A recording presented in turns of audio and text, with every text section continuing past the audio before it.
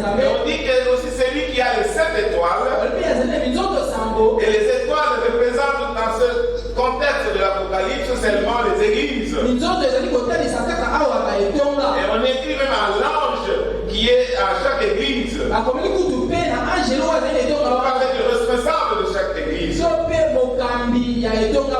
Donc c'est lui qui donne le message, c'est le Seigneur lui-même qui est le Seigneur des églises.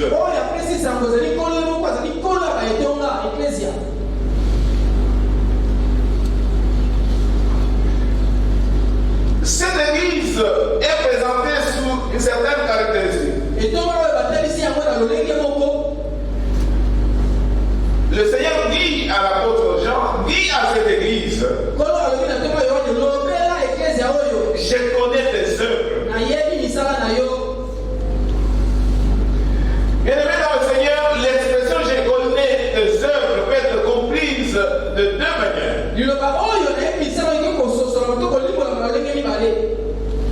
Il y a la connaissance qui apparaît et que tout le monde connaît. Et ici, l'église de Sardes est connue comme une église qui était très active, qui avait beaucoup de programmes pendant la semaine, beaucoup d'activités pendant l'année. C'était une église vraiment qui était animée. Une église en mouvement.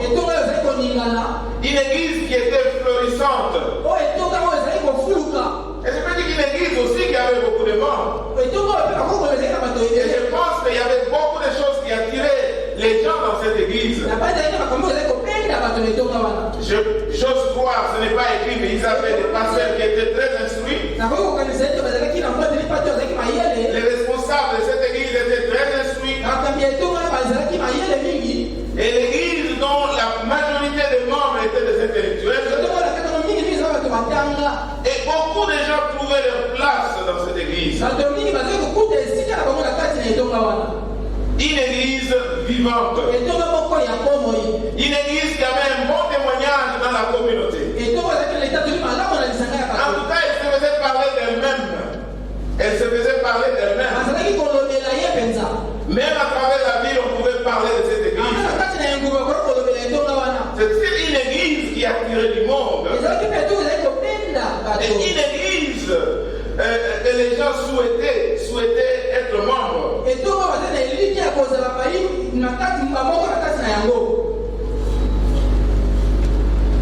Donc les choses qui apparaissaient, tout le monde pouvait voir ce qui se passe dans cette église. Donc ici quand le Seigneur dit je connais tes œuvres, il y a toutes ces œuvres apparentes qui étaient là. On pouvait facilement voir.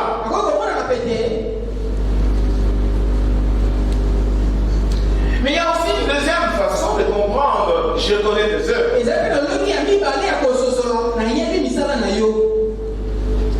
C'est-à-dire que Dieu regarde aux choses auxquelles nous nous pensons difficilement.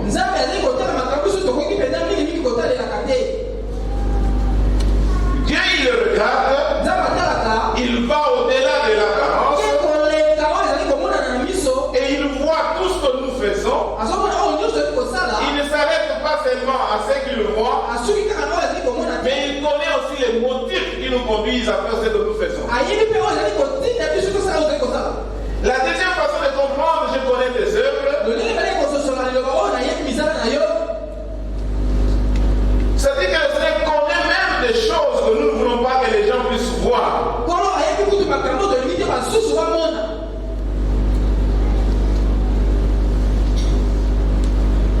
Il connaît les choses que nous faisons en cachette.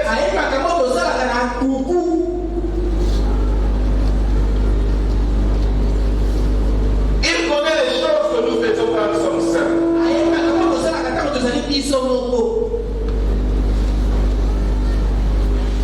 Alors le Seigneur dit ce matin, je connais tes œuvres. Il y a des œuvres apparentes. Il y a des œuvres que tout le monde voit. Mais il y a des œuvres que seul toi-même tu vois. Même quand nous venons servir, il connaît les pensées qui nous animent.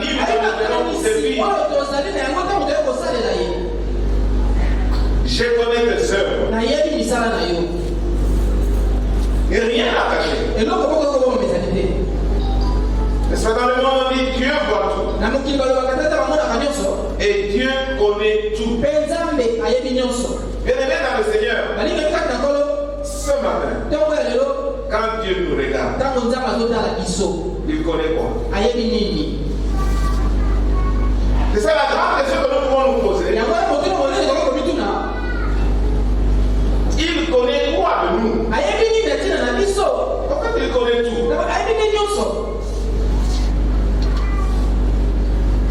Parfois, les gens qui vivent ensemble ne connaissent pas toujours. Il y a des cas où un couple marié, où l'homme a une vie à l'extérieur, la femme ne connaît pas. Et pourtant, ils vivent ensemble.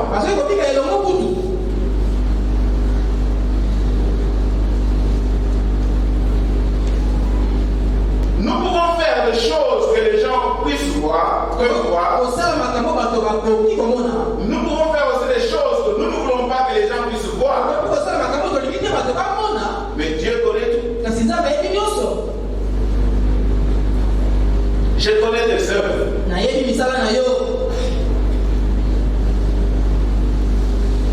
Et bien aimé, nous voulons passer au diagnostic que le Seigneur fait dans cette connaissance. Je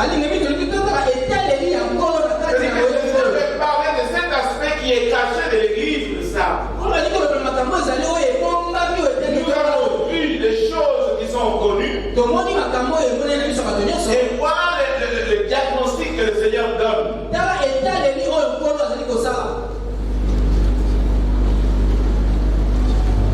Je connais tes œuvres. Je sais que tu passes pour être vivant et tu es mort.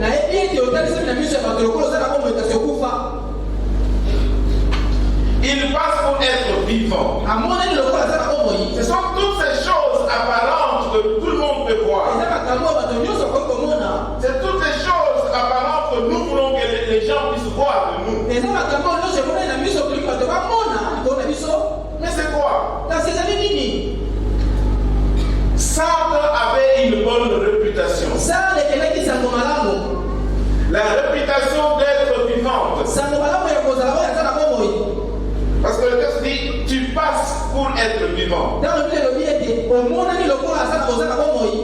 Tu apparais pour être vivant. Mais ce n'est pas le cas.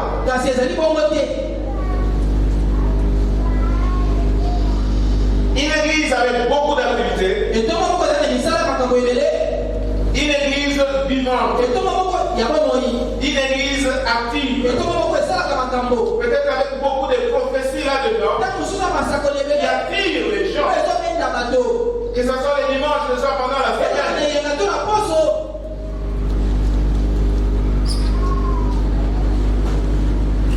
Donc, ça me donnait l'impression d'être une église productive.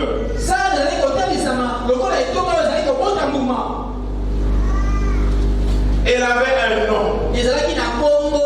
Et ce nom-là, c'est d'être vivant. Mais cette église avait un problème. Vraiment un sérieux problème. Elle n'était pas réellement ce qu'elle présentait aux gens. La réputation dont on parle ici, tout simplement la réputation du monde. La réputation de ce que les hommes pouvaient voir selon les standards de jugement. Cette réputation ne venait pas de Dieu, mais elle venait des hommes.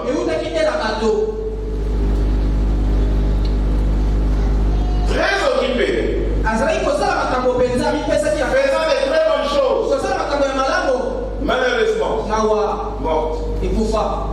Malheureusement, des choses qui ne plaisaient pas à Dieu.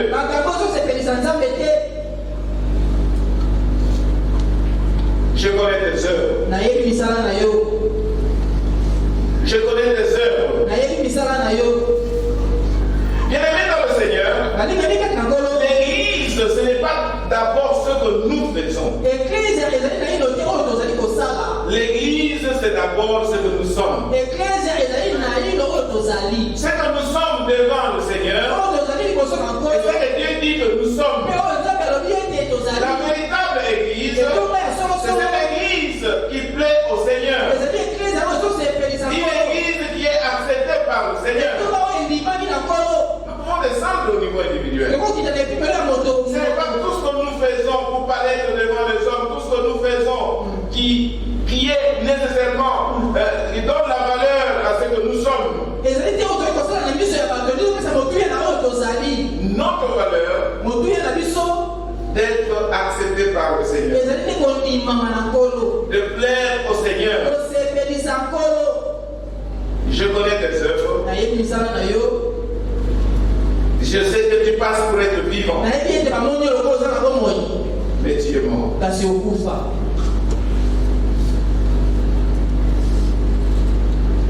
J'essaie de comprendre pourquoi cette église était morte.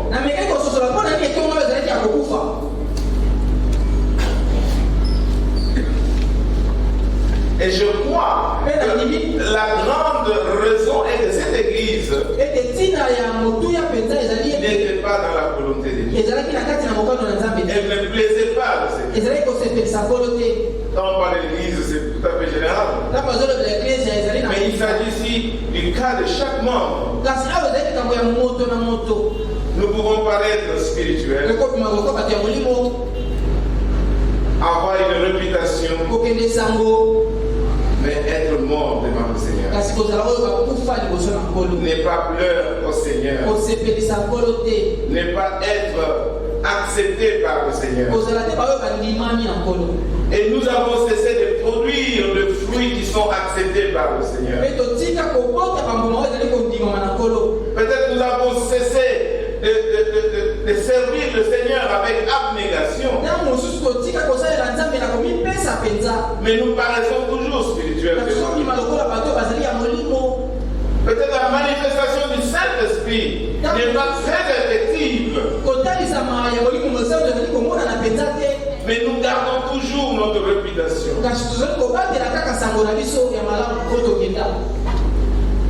À tel point que les activités de l'Église perdent leur authenticité, perdent leur saveur, perdent leur réalité spirituelle. Nous vivons dans le passé. Qu'est-ce qui s'est passé dans cette église? Cette église à Sénébi avait une très grande gloire. Il y avait la puissance de Dieu qui s'est manifestée. Mais avec le temps, cette puissance s'est effritée.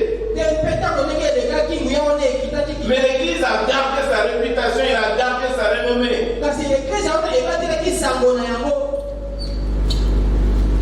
Et on dit qu'aujourd'hui, quand vous arrivez à Sardes, en Turquie, vous trouvez les vestiges, vous trouvez les restes de murs, les restes de grands temples qui ont existé au 1er et 2e siècle. C'est devenu les sites touristiques. Ça rappelle la grande gloire de ces temps. Ça rappelle l'église vivante de ces temps. Mais la réalité, ce ne sont que des vestiges. Ce sont des sites archéologiques. Ce n'est plus les temples de ce temps.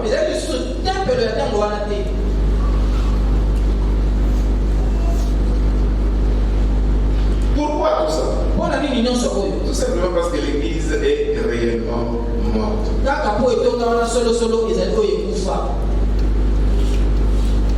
Ce qui paraissait vivante devant les hommes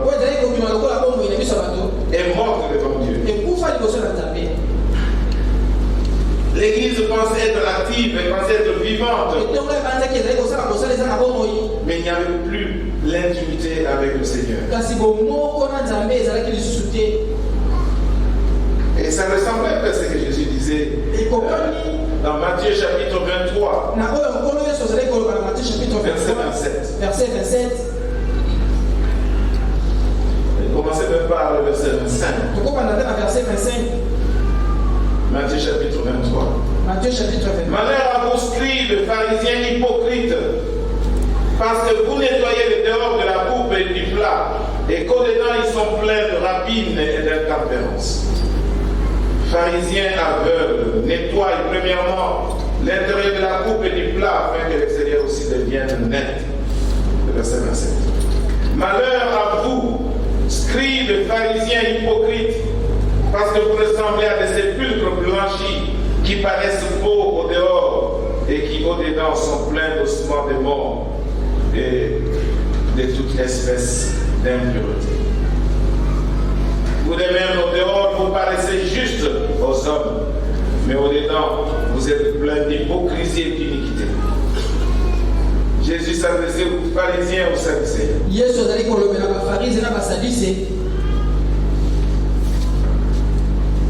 Bien-aimés dans le Seigneur. Notre temps avance très vite. Il y a beaucoup de choses à dire sur cette église. Je voudrais vite passer juste au verset 2 pour trouver le remède à la situation de Sardes. Sois vigilant et affermis le reste qui est près de mourir. Car je n'ai pas trouvé tes œuvres parfaites devant mon Dieu. Là on a écrit sois vigilant. Le français courant donne réveille-toi. Réveille-toi et affermis le reste qui est près de mourir. Car j'ai remarqué que tes actions ne sont pas parfaites devant mon Dieu. La solution bien-aimée dans le Seigneur, c'est se réveiller. Je crois que je vais m'arrêter là-bas pour aujourd'hui. Par la grâce de Dieu, nous pouvons continuer avec ce message le dimanche prochain. Pour le moment, je vous invite à une visite guidée. Nous allons partir dans la morgue des églises de Kinshasa. Et nous allons demander à la personne qui travaille à la morgue, je ne sais pas comment on l'appelle en français, qui nous tire un peu des tiroirs de la morgue des églises. Je ne sais pas si nous allons trouver PPISG. J'espère ne pas trouver PPISC dans les tiroirs de morgue des églises de Kinshasa. Peut-être la PPISG est globalisante. Nous allons dans la morgue des chrétiens de Kinshasa. Et je vous invite à faire des recherches. Nous allons tirer les tiroirs là où il y a des morts, là où il y a des cadavres. J'espère qu'on ne va pas trouver l'un d'entre nous. J'espère que vous n'allez pas trouver le pasteur Pinga dans un des tiroirs, couché mort dans un tiroir de la mort. Et quand nous allons entrer dans les tiroirs de morgue des chrétiens de Kinshasa ou des églises de Kinshasa,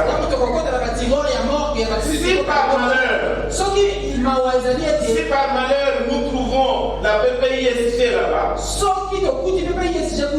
nous allons appeler la commission médicale. Nous allons appeler la commission médicale de l'église pour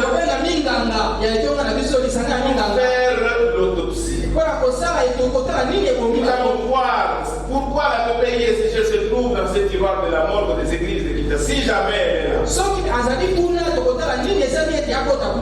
Nous allons peut-être ce n'est pas là. Nous allons entrer dans la morgue des chrétiens de Kinshasa.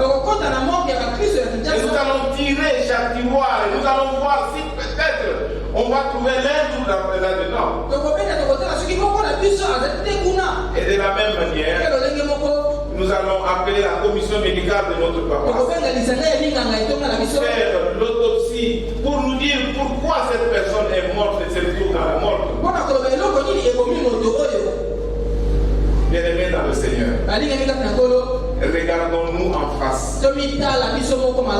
Examinons nos œuvres. Sommes-nous vivants ou sommes-nous morts? Quelle est la réputation que notre église a devant les hommes, dans le quartier, dans la ville? Quelle est la réputation que notre église a devant le Seigneur? Peut-être nous avons une réputation dans cette église comme pasteur, comme ancien, comme diacre, comme président de tel département. Qu'en est-il de notre présentation devant le Seigneur? Nous allons faire cette prière. Psaume 139. Psaume 139. Verset 23 à 24. Verset 23 kilo 24. Sonde-moi et connais mon cœur. Éprouve-moi et connais mes pensées. Et vois si je suis une mauvaise voie. Conduis-moi sur la voie de l'éternité. Bien-aimé dans le Seigneur, la voie gronde dans les airs. La voie gronde dans les airs. Je connais tes œuvres. Je connais tes œuvres. Je te connais. Je connais tout sur toi. Rien que nous pouvons cacher de toi. Et le Seigneur ne veut pas que nous puissions demeurer dans cette petite caisse dans la mort quelque part.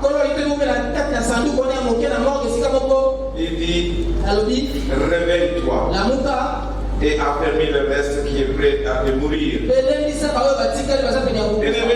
Seigneur, nous sommes en train de nous réveiller et affermir ce qui tient encore debout. Qui est prêt à mourir. Nous ne voulons pas mourir. Nous ne voulons pas mourir. Nous devons rester vivants. Proclamer les hauts faits de l'Éternel. Mais pas ce que nous présentons devant les hommes. Mais ce que Dieu voit au fond de nos cœurs. L'autopsie de ce que nous sommes devant Dieu. Nous avons seulement la façade devant les hommes ou bien nous sommes agréables devant le Seigneur. Le problème de l'église de Sardes, c'est le péché. C'est le péché.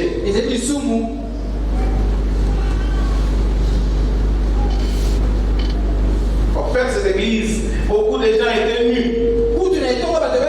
Ils avaient sali leurs habits. Et le Seigneur avertit qu'il va venir. Bien-aimés dans le Seigneur, nous nous inclinons dans la prière. Sonde-moi et connais mon cœur. Sonde-moi et connais mon cœur.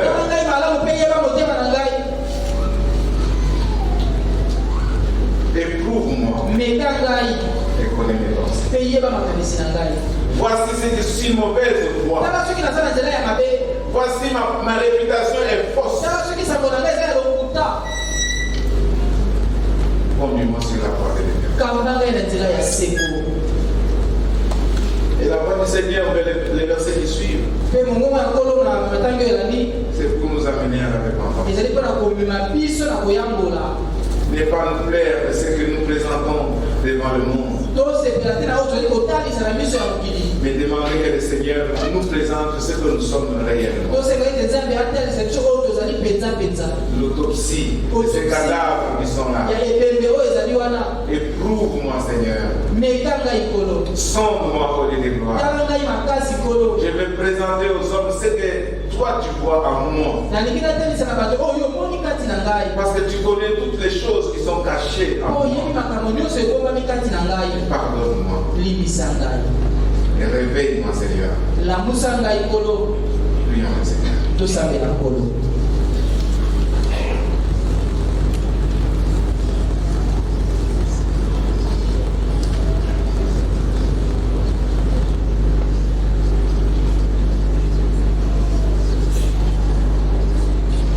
Seigneur, tu me connais mieux que quiconque. Rien à cacher devant toi. J'aimerais pas avoir une réputation qui n'en est pas une. Mais je veux être réellement ce que toi tu vois en moi. Aide-moi à me réveiller de mon sommeil. Aide-moi à me réveiller de la mort spirituelle. Seigneur. Que je sois vivant par la puissance du Saint-Esprit. Que je cherche à te plaire, Seigneur. Que ma vie soit une fleur. Un parfum pour toi, Seigneur.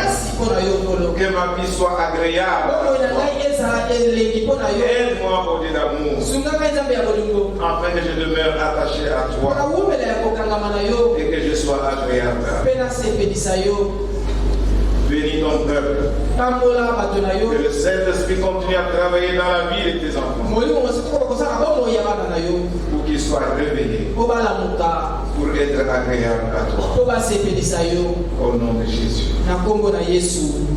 Amen. Amen. Que Dieu te bénisse.